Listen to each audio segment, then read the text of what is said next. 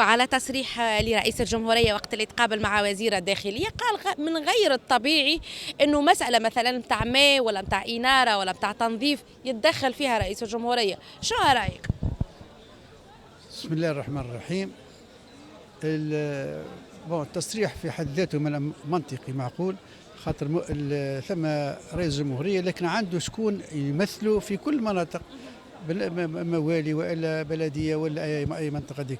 اذا كان هو باش يهتم بالامور هذه الصغيره ما لا يضيع وقته في حاجات اهم من هذه، خاطر الجمهوريه يمثل بحال عنده مشاريع كبرى نتاع الدوله، هذيك المشاريع هذيك هو يهتم بها. وثم اذا كان كل انسان معناها ثم قاعده وقمه، القاعده الدوره نتاعها باش تكلفك المشاريع هذيك تشرف عليها بطبيعه الحال، تشرف عليها باش واذا كان احنا نخلوها في نفس القاعده تخلي باش تلام القاعده تلام حاجه اخرى، ما هذاك الدوره نتاعها.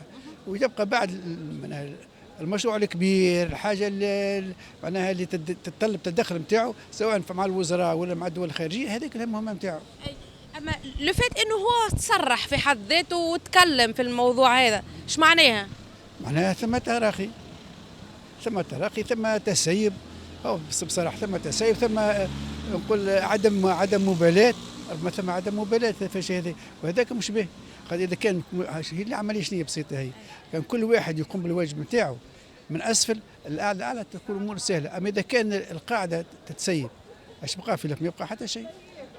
معناها اللي يوصل صوته لرئيس الجمهورية اوكي يركبوا له انبوبة قدام داره ولا يعديوا له الماء ولا الضوء، ولا ما يوصلش يقعد هكاكا. لا هذا ايش تولى هنا ثم حاجة، هي ثم دراسات كل، وثم بلديه مثال عندها مشروع نتاعها، وثم كل انسان عنده حاجه يقوم بها. اذا كان المسؤول في القاعده مش قاعد يخدم، هو باش يقول معناها عباره من الناس كل البلد مسيب هذا مره يعني. اذا كان الرئيس يولي كذا، يمشي عاد الرئيس يولي هو يقري في البريمير، ويمشي هو اللي يولي حاشاكم يسرح الواحد وكل شيء. فما كل واحد يخدم خدمته، الرئيس يا اخي شمس هو باش يضرب على كل شيء. الرئيس يعطي كل واحد اما حاجه اللي شامينها وعارفينها. راهو فما سابوتاج في مستوى التعليم، وفي مستوى التطهير، وفي مستوى البلديات، وفي مستوى كذا. فما ناس ماهيش مش حشتها، مش عاجبها الوضع، تحب تفسدوا مهما كان، فهمتني كذا. ولذا الرئيس يصير اوبليجي مع واشكاليات تخلط له من الشيرات الكل. منين يحط يده ولا حاجه يلقاها خاربه، من النقل للصحه للتعليم للمدارس طايحه للكذا، باش يصلحهم هو كل شيء. يحط مسؤول، الله غالب. المسؤول انا الرا متواطئ، ريتو المسؤول متواطئ من رئيس البلديه للمعتمد للوالي، كل متواطئين. علاش؟ على خاطر نورمالمون هذيك خدمته هو. انت توا وتضح بالمكشوف، وكونه توا بعد قداش من سنه وناس توضح وناس كذا واحد كل شيء. يا ولدي انت مسؤول، اخرج شد بيروك، شد مسكر على روحك باب، ما نقبلش هذاك وما نقبلش هذاك. يلزمك تخرج وتعمل كونفرونتاسيون وتشوف ايش عندك في منطقتك.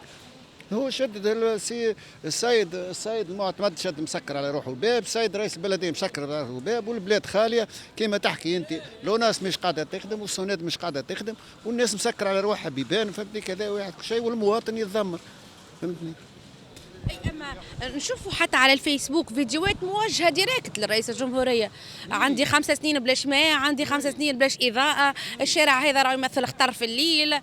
هذه راهي مش من اليوم، هذه مش من اليوم. الناس صحيح توا رئيس الجمهوريه المسؤول الاولاني، صحيح هو المسؤول الاولاني. انت توا كي تبدا شاد سيرفيس انت في حاجه، لاجون بتاعك يعمل حاجه تحمل انت مسؤوليه. اما هذا يستوجب انه هو يتدخل وبرا مش يعمل وبرا مش يقد. ما يستوجبش، يطردهاش الكل.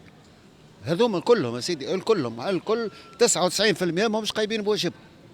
كما قلت لك من الوزير وانت هابط، كل واحد يعطيه مسؤوليه، فهمتني كذا، يلقاه مش قدها. راهو قاعد نظف نحي باقي شيء، باقي مازالت.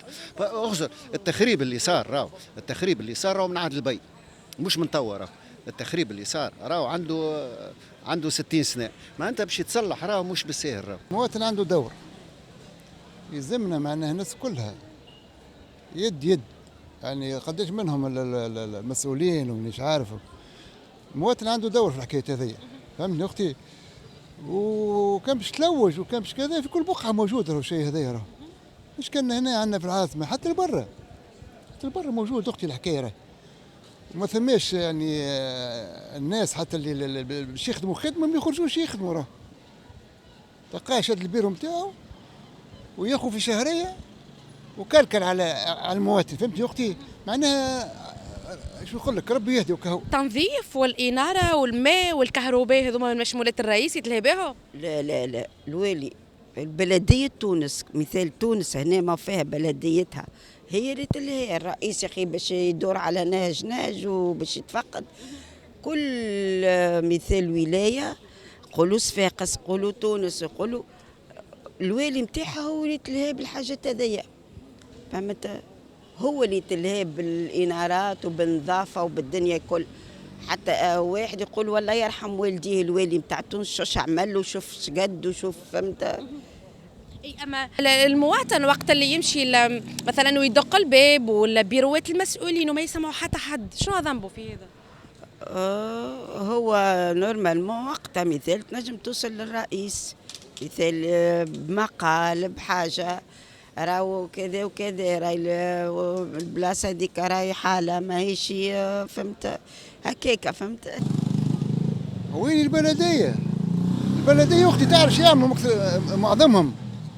معظمهم يخدموا طرف ويهزوا فيك هاك دبابز هاك يبيعوا فيهم هذوك، والخبز ولا يحطوا في حكايه كميون حيشكم نتاع الزبله يهزوا فيها شاسيات ويهزوا فيها معناها نتاع اللي يبيعوا فيهم الدبابز والخبز البيت، يهز شويه ساعات والله العظيم ساعات يتعدى كميون نتاع زبله اللي يعبيه يتيح لبرا اكثر من اللي يعبيه ويشريوه هكاك معناها. وربي يهدي شو نقول لك، ربي يهدي. والحكايه هذه خاصه بالبلديه خلاص، هل نتاع الاضواء هذه ولا نتاع كذا يلزم البلديه، يلزموا يخرجوا ويخدموا، فهمتي؟ كي نحسبوا مثلا نحن قداش عندنا من اداره خاصه بالناس، قداش عندنا من اداره خاصه بالكهرباء بالماء، قداش عندنا من مسؤولين يخدموا؟ اسمعني، هو تلقى مسؤول تلقاه يخدم، ثم مسؤول يخدم، اما اللي تحته ثم اللي يمشي ياخذوا كميونه ولا كذا على اساس يمشي يصلحوا ويمشوا يعملوا قهوه ويعملوا يعطيك المنظر في الوجه، في المنظر يعطيك المنظر اختي، فهمت؟ والداخل الله اعلم يصلحك للقدام والداخل ما يصلحش. هنا ثم مسؤولين صحيح، ثم مسؤولين يعني ثم مسؤولين كبار في الادارات خدامه، اما ما يحبوش اختي من الاخر، ما يحبوش الخدام. اي اما هو مش معقول اصلا انه حتى نتداولوا فيه اعلاميا، لانه هذا من مهامهم، انه كل واحد يهبط يتفقد منظوريش عندهم، يتفقد شوارعهم، يتفقدوا النظافه، يتفقدوا كل شيء. لا اختي سيدي عربي يزموا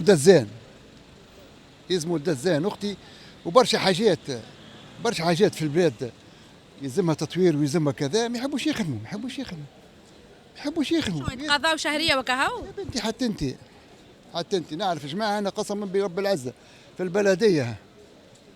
البلديه يخزر لك، يعرفك براني ويحس بيك، تعرف شنو يحس بيك؟ خبره تلعب دوره. اي يحس بيك، يطبس عليك وهو في القشي، يعرف مستحق، يقول لك توني قال لك امورك باش انت معناها تفهم. ما يعجبكش.